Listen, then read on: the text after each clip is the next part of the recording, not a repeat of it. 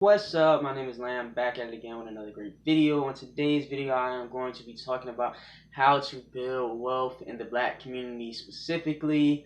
A lot of this stuff is going to be the same as how any race can build wealth, but there are certain differences that black people have to keep in mind when we are building wealth.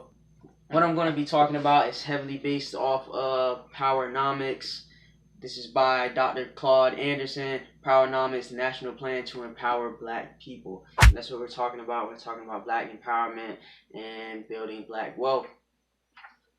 So first I want to say, like you heard me say in a lot of my videos, before you try to help the black community and build black wealth, you are a part of the black community. You are a part of black wealth, assuming you're black and you're watching this video. So before you make sure everybody else is straight and support black businesses and all of this other stuff where you pay more money here, more money there, it's like you have to do what's best for you first. And then when you get to a level and a safe, secure place and you build your foundation, then you can start branching out and trying to help build the black community and black wealth and spending our dollars within our community. But if you scrambling and can't even get by, you don't have an emergency fund saved, if you don't have your 3 to 6 months of savings and expenses, I really don't think it's worth it to go out of your way to spend extra to support black or to help or support black businesses. You have to make sure you're straight first. And it's a concept out there that says basically the selfishness behind that is what's best for society, because if you're not straight, then somebody has to take care of you, and then somebody has to take care of them because they're not straight, so the most unselfish thing you can do is look out for yourself. Because if you don't look out for yourself and make sure you have your savings and your life in order, then somebody's going to have to come and take care of you, and that's not really their load to bear. So first and foremost, I just say make sure you have all your ducks in a row and make sure you're right mentally and, mentally, physically, financially, and you've come to terms with a lot of stuff before you go on this path to building black wealth and building a black community. Second, I want to talk about community. So the thing about community is before we can come together financially and build black wealth, we have to come together just like socially. We have to come together as a people, as a community. So I feel like one of the best ways to do that, if you just get on Facebook, join the Facebook organizations or Facebook groups, engage in conversation with different people. I'm not just talking about black family and friends, black coworkers, chop it up with them, talk about finances, talk about mental health, talk about what's going on in their life, and just know as many black people as possible, you know what I'm saying? You walk past each other, don't mean mug each other, give them the head nod. If you got a financial move coming up, event or whatever, just chop it up with people and try to get to know each other, because before you bring money into the situation, like there's a lot of trust issues within the black community already. So before you try to organize financially, we have to organize socially. Another thing is just Juneteenth. Juneteenth, we need to start celebrating Juneteenth. Claude Anderson is pushing for Harvest Day. I think that's August 1st. So we definitely need to celebrate Juneteenth, June 19th, Harvest Day, and just, go out there, have some fun, talk, chop it up, and just come together so that way we can trust each other again. You know what I'm saying? If you borrow money from somebody, pay them back. Pay people their money back. That's like a simple thing you can do to build trust, and that way we can trust each other to organize, because we have the numbers, we have the money, and a lot of our wealth is hindered because we can't pool that money together. Everybody's trying to do their own separate thing. Another part of that, as far as community, is where do you spend your money? I'm gonna make a whole separate video about this, but where do you spend your money? If you're spending money on fast food and snacks and soda and candy and a whole bunch of stuff that is not already good for your body, that negatively affects the black community anyway, so like that's just two reasons that you should not be buying that stuff. For one, you wasting your money, and for two, you killing your body. So stay away from that stuff and try to save your money. Another big expense aside from like the fast food, the restaurants, and the snacks is your housing and your living expense. You got to take a deep dive into your housing and living expenses and see how can black people come together and help each other.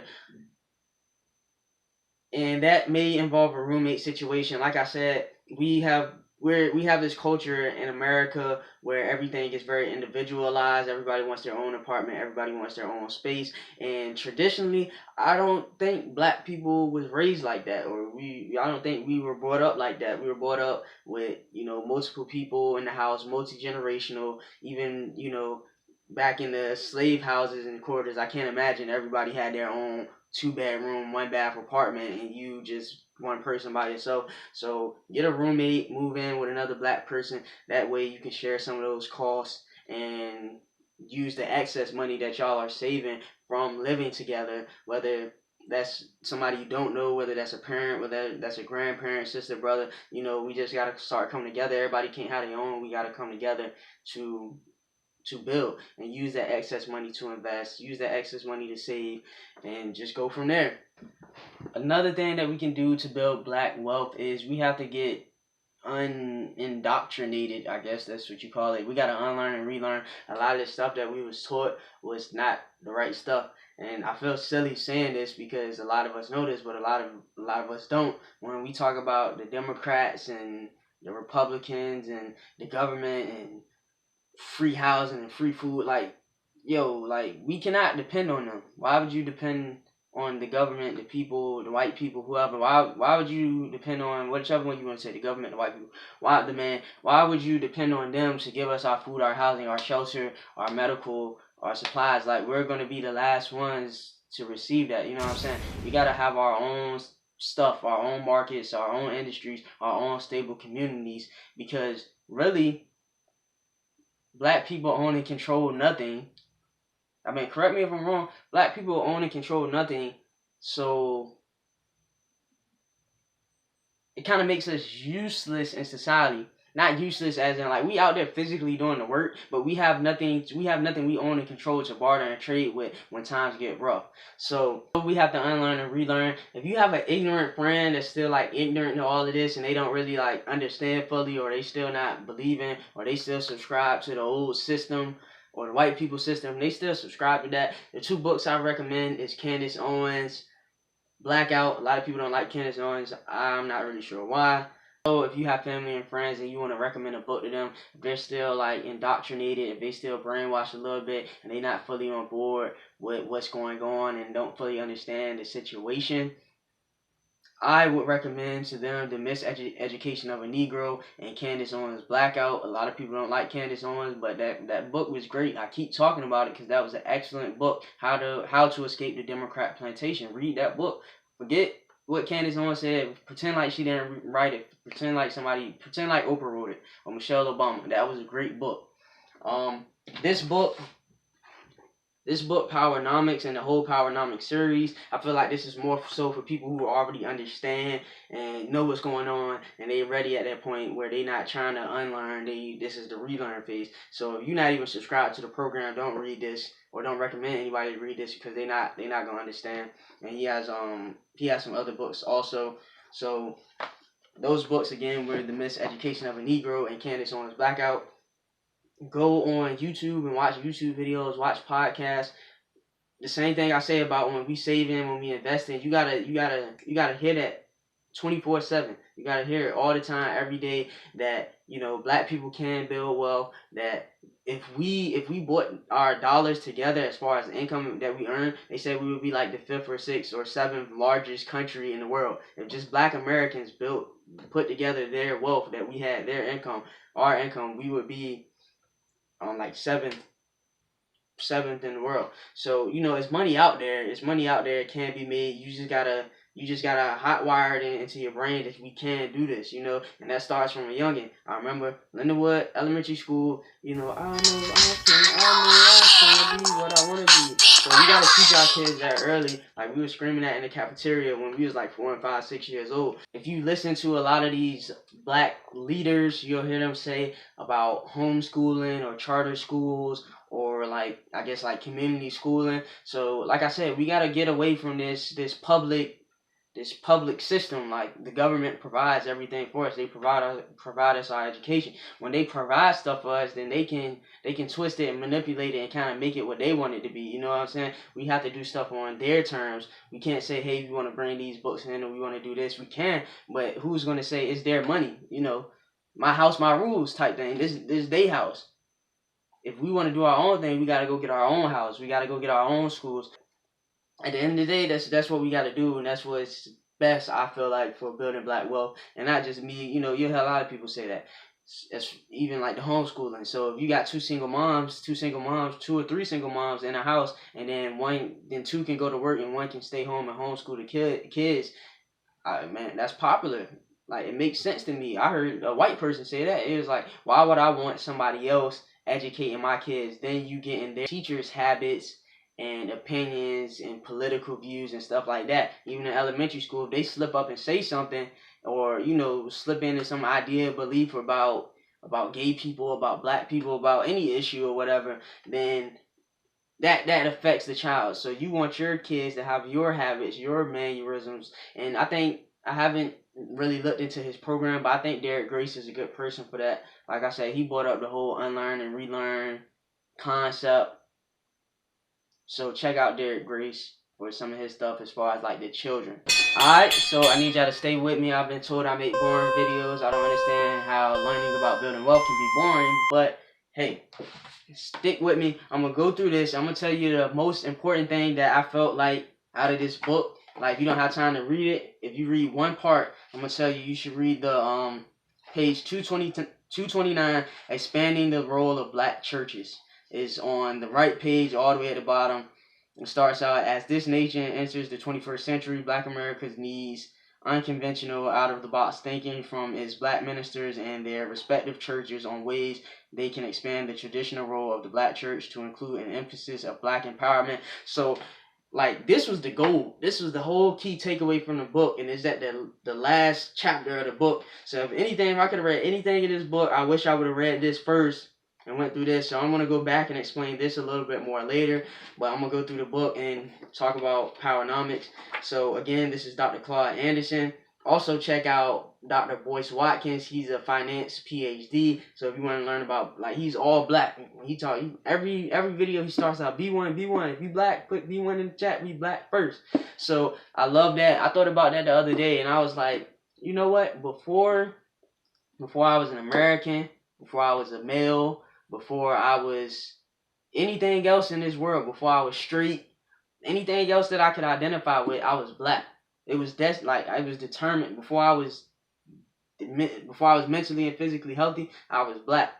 When my mama and my daddy got together and decided they was gonna make a baby, the only thing that was for certain was I was gonna come out black. It wasn't even certain that I was gonna be American or whatever. So I really like that B1 thing, black first. You know, a lot of people say, why is race so important? Race, man, that's very important. So I definitely like that.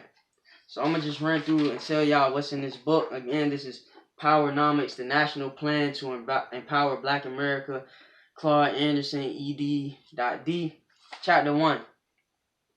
Chapter 1 paints a picture of the depth and magnitude of Black Americans' socio-economic predicament. It examines the collective inherited advantages of being white and the collective inherited disadvantages of being black.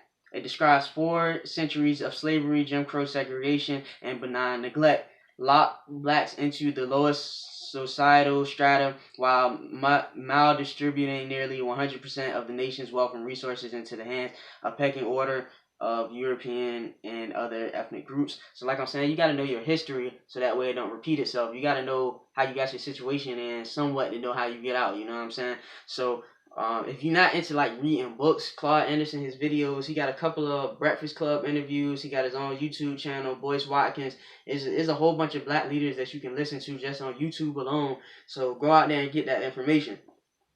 Chapter 2 introduces the rationale for the Powernomics empowerment culture, group vision, and related enabling paradigms, the ethno aggregation and vertical integration. This chapter discusses the importance of having group self-interest and a sense of group competition.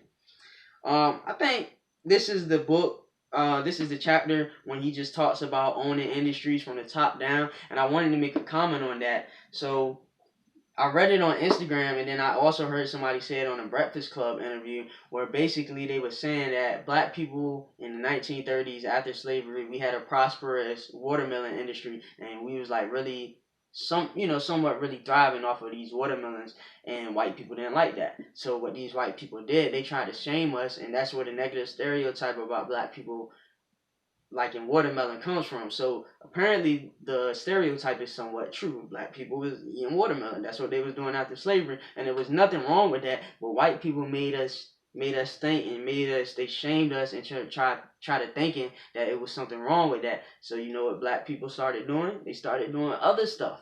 They stopped selling watermelons. Versus if we would have kept those industries, we could be the top watermelon producer in the nation or whatever right now. You know, we got just wealth in that one specific industry, which isn't much, but it's something. So I think a lot of times we got influence over what white people got to say about us, and I'm gonna circle this back to vertical integration. So we got a lot of influence on what white people got to say about us, but we got to own industries from the top down, and that could have been something, the watermelon industry, that we could have owned from the top down.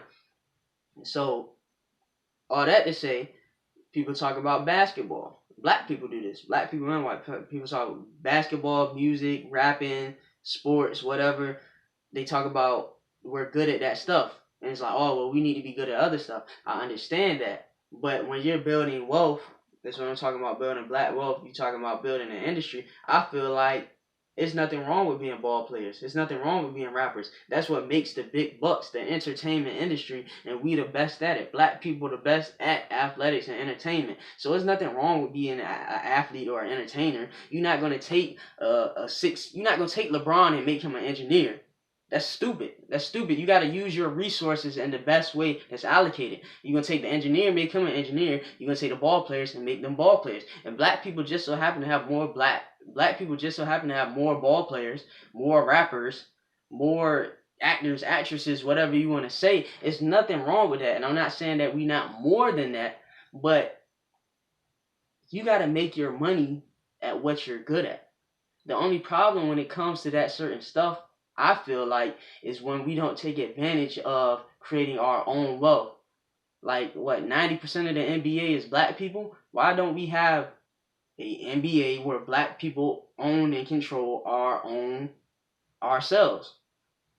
It's that simple. Rappers, produce, like, we got to be the producers, the engineers, like, from the top down. We supposed to have stadiums with black vendors and black contractors, you know what I'm saying? So there's nothing wrong with being in those industries. Obviously, you want to branch out and do other stuff, but you do what you're good at first. And I've mentioned that in the other video. You do what you're good at first and then branch out into those other areas. You do what you're good at first, and every black person is going to be good at different things. But, you know, if we're strong in that, then we should utilize that and capitalize on that. Like somebody else said on the Breakfast Club, I think it might have been Claude Anderson again, that we are different organs of the same body. So you can't, like, the heart gonna pump the blood and the lungs gonna breathe the oxygen. You know what I'm saying? So the lungs can't tell the heart to be the lungs, and the heart can't tell the lungs to be the heart. So we do got our own paths, but you definitely should capitalize and build wealth from what you're good at. That's just common. Like, to me, that's just common sense. So vertical integration. That was that. Chapter 3 focuses on the importance of community and the role that communities play in fostering competitive group politics and group economics. It identifies 3 important elements that black people need in order to transform their residential neighborhoods from mere geographical groupings into functional communities. Basically, he defines a community.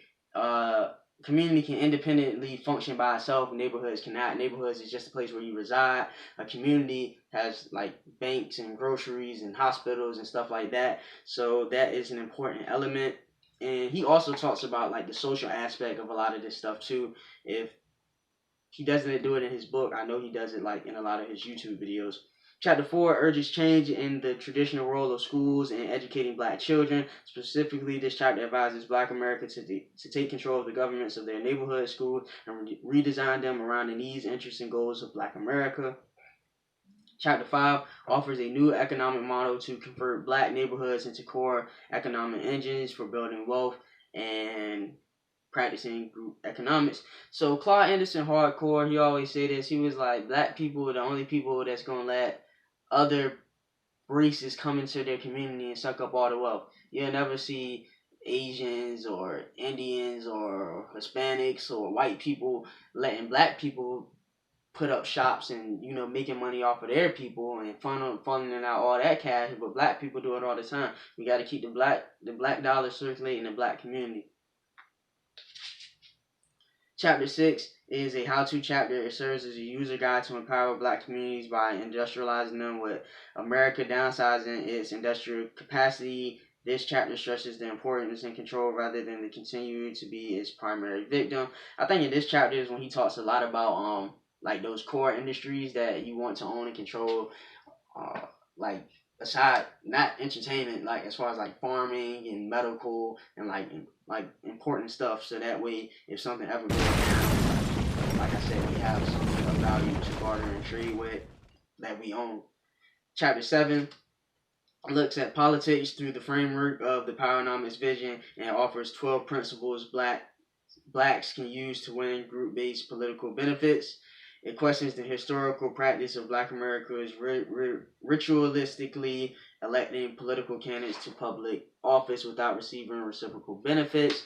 So I think at one point Claude Anderson was telling people not to vote because he was just like, what is voting going to do if we don't get nothing in exchange for it? So it's not that crazy idea. Like I said, people rag on Candace Owens about the Democrats, but like other people are saying it. So that's why I said just get educated, do your research. Chapter 8 proposes a theology of economics. It issues a call for black religious organizations to use the vast resource to enhance the earthly quality of life for black people, just as churches do for every other ethnic or racial population.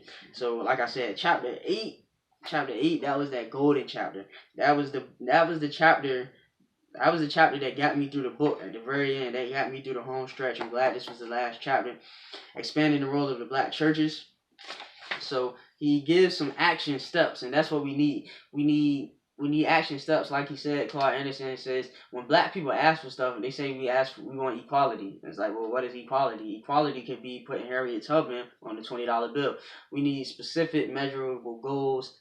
Like they say, SMART goals. We need specific, measurable goals. We got to ask for certain stuff, and then if we don't get what we want, it has to be some type of repercussion.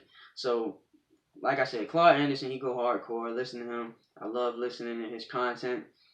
Action step 1, incorporate a new focus around blacks, the original people. Action step 2, develop and instill a group code of conduct. This is going to be controversial for a lot of people because it's like basically hold people accountable. If black people doing something wrong, you got to tell them they're doing something wrong versus saying that ain't my business or get out of my business. It's like we all got to help each other and look out for each other, look out for our brothers and sisters. I was just talking to somebody on Facebook about that the other day. They didn't like that concept, but it says have a black code of conduct. Build a black alliance across religious denominations. So basically, I think what he's saying is like all these religious denominations need to get together because we basically believe in doing the same thing. And if anything, we black first. So action step 4, teach black empowerment prosperity.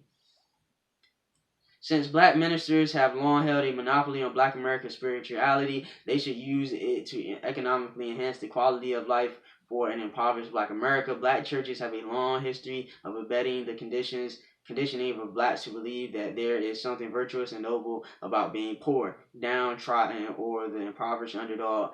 Biblical scriptures condemn the love of money. It does not condemn money itself. So yeah, that's why I talk a lot about people who hate the wealthy, because I'm like, how do you hate the wealthy but you want to be wealthy? There's nothing wrong with being wealthy. There's nothing wrong with having money. I don't know where y'all got that idea from or where people get that idea from. I guess they do teach black people that is somehow virtuous to be poor, and I mean I guess it is, but I want money, and we all should. Like I said, black wealth. There's nothing wrong with it. It's about what you do with that wealth. Operate the church as an educational and instructional center. I like that idea. I think because of the tax benefits that churches get, churches should have farms. Churches should have vocational centers where you can learn trades. Black churches should just be doing a lot more for the community. especially with all the money that they get. I forgot, there's a statistic in here about how much the black churches bring in each year. So yeah, this is like this is like the golden chapter that you need to read. Use the church to attract and hold wealth, even if it was some kind of insurance policy that started at the church. I forgot where I heard that from, where you can get medical insurance, where you can do like a collective group savings, and when we fall on hard times, we'll have the church to lean on and help us, and we'll have our own people of the same race and same religious faith versus having the government to fall back on. Action step number 7, establish church-based lending programs. So that's kind of just like what he was talking about. That way, when we need capital, we have a business idea, we don't have to go to the banks. We can just lend within our own church and within our own community. Provide social and community services. God condemned his followers to take care of the poor, not become the poor. In America, blacks are so disproportionately poor that being black is almost synonymous with being poor. We definitely know that. Even as the entire black community begins to lift up, those who are economically and socially depressed will need increased social services from black churches, which makes sense. Establish a network of protective organizations. So this is where I was talking to my friend about just, history repeating itself, and somebody was like, well, why would we rebuild Black Wall Street? Why would we rebuild black wealth so white people can steal it? And I was just like, you learn from past mistakes.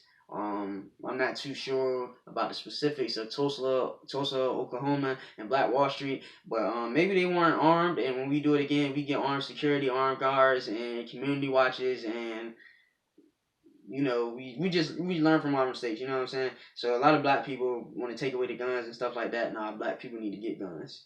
And other protective organizations. I'm not too sure if that's what this chapter talks about, but that's just my personal opinion. And then they give a conclusion.